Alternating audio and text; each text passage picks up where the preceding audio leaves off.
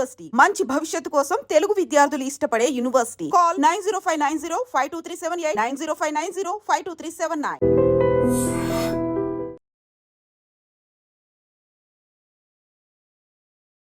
ఆదిలాబాద్ జిల్లాలో భయానక ఘటన. 30 మంది విద్యార్థులను చంపేందుకు యత్నం.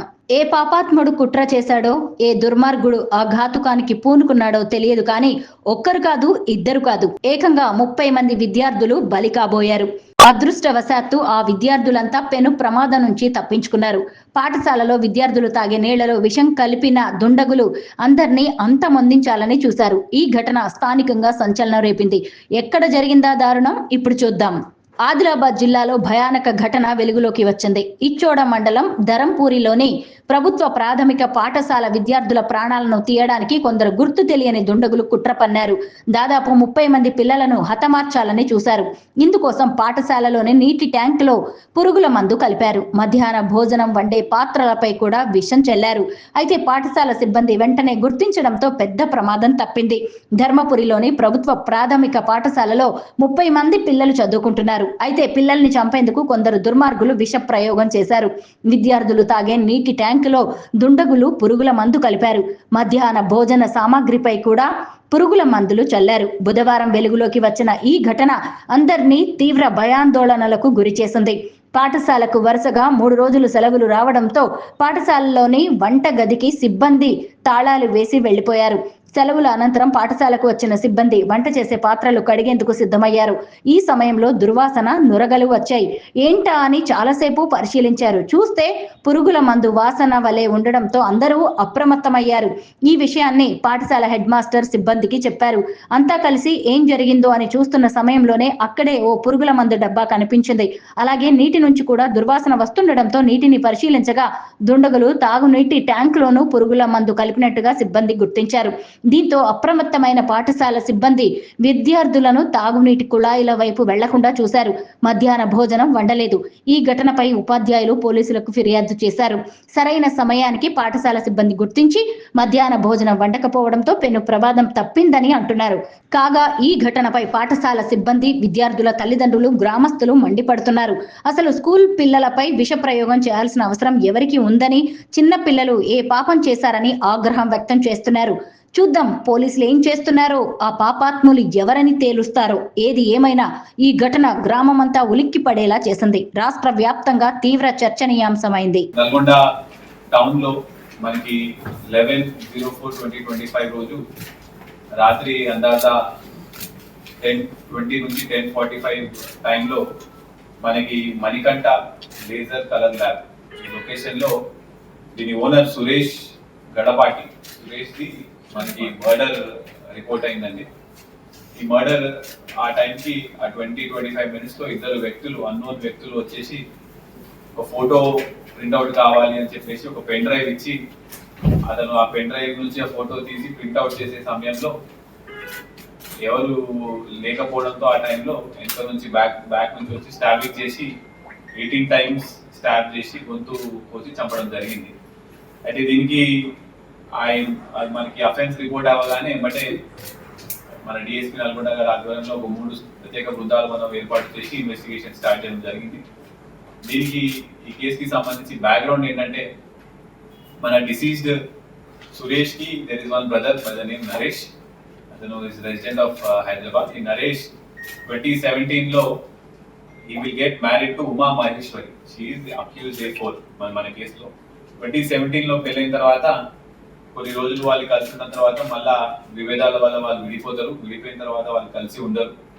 ఈ A4 వాళ్ళ తండ్రి A1 మదారి వెంకటయ్య, ఇతను రిటైర్డ్ ఎక్సైజ్ ఇన్స్పెక్టర్. ఇతను విడిపోయిన తర్వాత వీళ్ళు డివోర్స్ తీసుకోవాలి, కొట్లాటలు అనేవి అట్లానే కంటిన్యూ అయిన తర్వాత ఈ అక్యూజ్డ్ మేల్ వాళ్ళ ఫాదర్, ఈ అమ్మాయి వాళ్ళ ఫాదర్ A1, ఈ అమ్మాయి A4, ఈ నరేష్ అంటే వాళ్ళ హస్బెండ్ ఏం చేస్తున్నాడని చెప్పేసి స్పై చేయడానికి ఒక detective agency Kumar, scout detective ఏజెన్సీకి హెడ్ అయిన కుమార్, సికే కుమార్ ని హైర్ చేస్తారు. అంటే అతను ఏం చేస్తున్నాడు, ఎందుకు అతనికి ఎవరు సపోర్ట్ చేస్తారని చెప్పేసి. ఇప్పుడు డిసెంబర్ 2023 హైర్ చేసిన తర్వాత అతను 10 నెలలు వెంటబడి మొత్తం చూసిన తర్వాత ఈ సురేష్ కి ఆల్రెడీ ఇంకో అమ్మాయితో అతను కలిసి ఉంటున్నాడు, వాళ్ళకు పిల్ల పుట్టింది. అతను చేసే పనులన్నీ కూడా వాళ్ళ అన్న, అంటే ఇప్పుడు మన డిసీజ్ ఇక్కడ సురేష్ ఎంకరేజ్ చేస్తున్నాడు అని చెప్పేసి వీళ్ళకు చెప్తే, ఇప్పుడు A1 ఇంకా A4 అంటే ఈ అమ్మాయి వాళ్ళ తండ్రి మన వెట్టి పరిస్థితిలో వాళ్ళ అన్న సపోర్ట్ చేస్తున్నాడు కాబట్టి సురేష్ ని మనం చంపాలి అని చెప్పేసి అప్పుడు ప్లాన్ చేయడం జరిగింది. దీంట్లో ఇంకో కోణం ఏంటంటే, Suresh belongs to SC community. ఇక్కడ A2 అండ్ A3 మన ఈ సికే కుమార్ అండ్ వాళ్ళ రిలేటివ్ సుపారి మాట్లాడి అందులో A3 అంటే వాళ్ళ మన A2 వాళ్ళ రిలేటివ్ కి 3 lakhs then 12 lakhs. ఇప్పుడు అక్టోబర్ లో మాట్లాడిన తర్వాత వీళ్ళు గత కొన్ని రోజుల నుంచి రెకీ చేసుకుంటుంటారు. 1 month బ్యాక్ నుంచి ఈ ఫోటో ల్యాబ్ దగ్గర రెగ్యులర్ గా రావడము, అక్కడ చుట్టుపక్కల ఫోటోలు తీసుకోవడము, వాళ్ళ ఎంప్లాయీస్ ఎవరు పని చేస్తారో చూడడము, ఇది మన ఈ సురేష్ ఏ టైంలో ఒక్కడే ఉంటాడు, లైట్స్ ఎప్పుడు బంద్ చేస్తాడు, షాప్ ఎప్పుడు బంద్ చేస్తాడు, ఎక్కువ ఎవరితో ఫోన్ లో మాట్లాడడం, ఇవన్నీ వాళ్ళ టీం ద్వారా ఎవరికి చెప్పకుండా వీళ్ళు A2 ఇంకా A3 రెకీ చేసిన తర్వాత వీళ్ళు చాలా పక్కాగా ప్లాన్ చేసి ఆ రోజు హైదరాబాద్ నుంచి మర్డర్ చేయడం జరిగింది. ఇది కూడా ప్లానింగ్ లో కూడా కంపల్సరీగా పోలీస్ వాళ్ళకి 80% దొరకొద్దు అని చెప్పేసి, తప్పుదారి పట్టాలని చెప్పేసి హైదరాబాద్ నుంచి నాకెట్పల్లి చెరువుగట్టు దాకా జెన్ కార్లో వస్తారు. కార్లో వచ్చిన తర్వాత మళ్ళీ జెన్ కార్ అక్కడ వదిలేస్తారు. వదిలేసి A3 వాళ్ళ బైక్, ఆ బైక్ తీసుకొని నార్కెట్పల్లి నుంచి చెర్లపల్లి వస్తారు. మళ్ళీ చెర్లపల్లిలో ఆ బైక్ వదిలేసి చెర్లపల్లి నుంచి రాత్రి ఫోటో స్టూడియో దాకా ఆటోలో వస్తారు.